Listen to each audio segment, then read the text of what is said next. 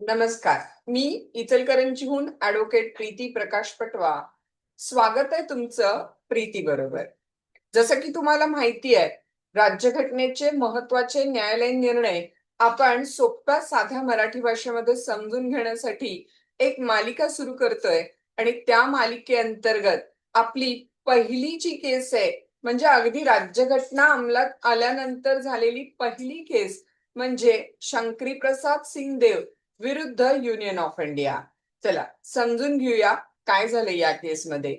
तर या केसची पार्श्वभूमी काय होती समजून घ्या.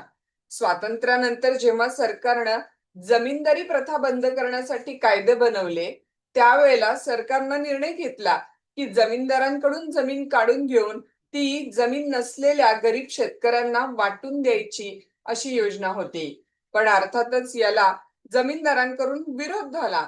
त्यांचं म्हणणं होतं ही जमीन आमची खाजगी मालमत्ता आहे आणि त्यामुळं तुम्ही ती जमीन आमच्याकडून जबरदस्तीने घेऊ शकत नाही.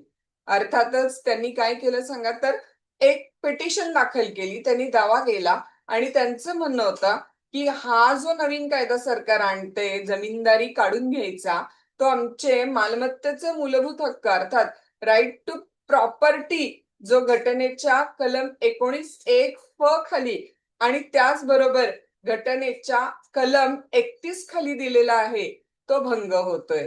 तर मग सरकारने याला विरोध करताना किंवा उत्तर देताना काय म्हटलं बघा. सरकारने 1951 साली संविधानामध्ये घटनेमध्ये एक मोठी दुरुस्ती केली.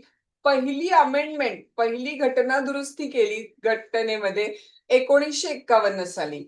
आणि या दुरुस्तीनं सरकारनं काय केलं बघा तर घटनेमध्ये कलम 31(a) घातलं, ज्याच्यामध्ये टाकलं की सरकार जमीनदारांची जमीन ताब्यात घेऊ शकते आणि कलम 31(ब) आणि त्याचबरोबर 9th शेड्यूल अर्थात 9वी अनुसूची काय केली तर घटनेमध्ये त्यांनी वाढवली आणि त्यानुसार सांगितलं की काही विशिष्ट कायदे 9व्या अनुसूचीमध्ये जर टाकले तर त्या अनुसूचीमध्ये टाकलेल्या कायद्यांना न्यायालयामध्ये आव्हान देता येणार नाही, जरी ते कायदे मूलभूत हक्कांचं उल्लंघन करत असतील तरी सुद्धा. आता अर्थातच बघा काय झालं तर या पर्टिक्युलर कायद्याला शंकरी प्रसाद सिंहदेव नावाच्या एका जमीनदारांनी चॅलेंज केलं. बिहारमधील जमीनदार शंकरी प्रसाद सिंहदेव यांनी एक याचिका दाखल केली आणि त्यांनी युक्तिवाद काय केला बघा. संसद दुरुस्तीच्या नावाखाली तुम्ही आमचे मूलभूत हक्क संपवू शकत नाही, कारण कलम 13(2) नुसार कोणताही कायदा जो मूलभूत हक्काचा भंग करतो तो बाद ठरतो.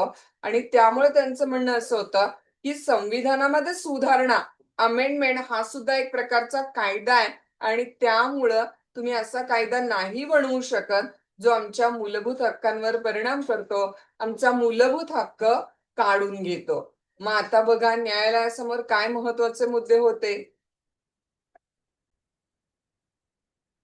न्यायालयासमोर महत्वाचे मुद्दे होते की संसदेला या पद्धतीनं संविधानामध्ये दुरुस्ती करून मूलभूत हक्क रद्द करण्याचा किंवा बदलण्याचा अधिकार आहे का.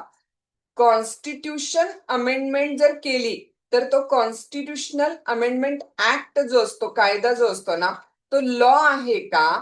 आणि जर तो लॉ कायदा असेल घटनेमध्ये केलेला बदल तर आर्टिकल 13(2) नुसार तो अमान्य ठरू शकतो का. असे मुद्दे कुणासमोर होते तर सर्वोच्च न्यायालयाच्या समोर होते.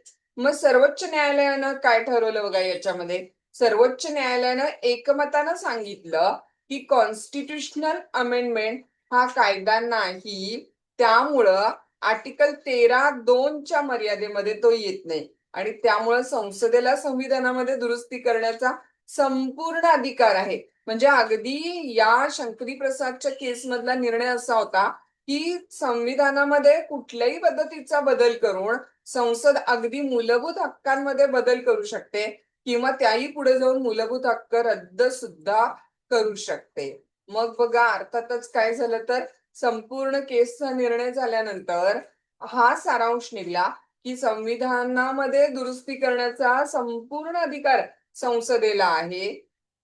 जरी त्या संविधानामध्ये केलेल्या दुरुस्तीमधून मूलभूत हक्क जरी बदलले गेले तरी सुद्धा चालेल, कारण संविधानातली दुरुस्ती म्हणजे कायदा नाही असं या केसचा निकाल काय होता तर झालेला होता. अर्थातच पुढे ही केस चॅलेंज केली गेली आणि आत्ताचा जो याबाबतचा महत्वाचा कायदा आहे तो असा आहे की संविधानामध्ये जे मूलभूत हक्क दिलेले आहेत ते मूलभूत हक्कामध्ये संसद अशा पद्धतीने बदल नाही करू शकत की कॉन्स्टिट्यूशनची जी बेसिक स्ट्रक्चर आहे, मूळ रचना आहे ती बदलेल. अर्थात पुढे पुढे आपण जसं बघत जाऊ तुम्हाला समजत जाईल.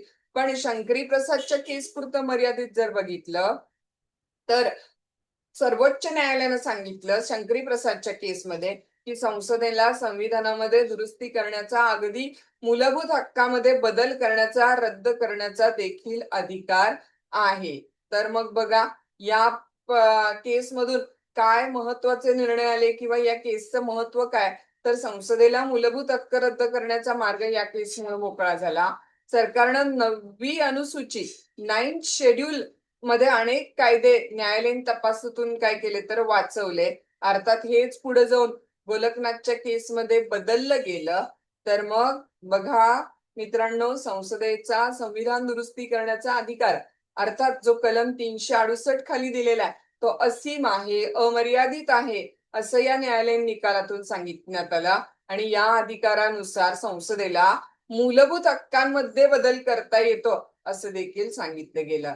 तर मग बघा हा जो पहिला घटना दुरुस्तीमुळे झालेला बदल होता आणि या केसच्या निकालामुळे झालेला बदल होता.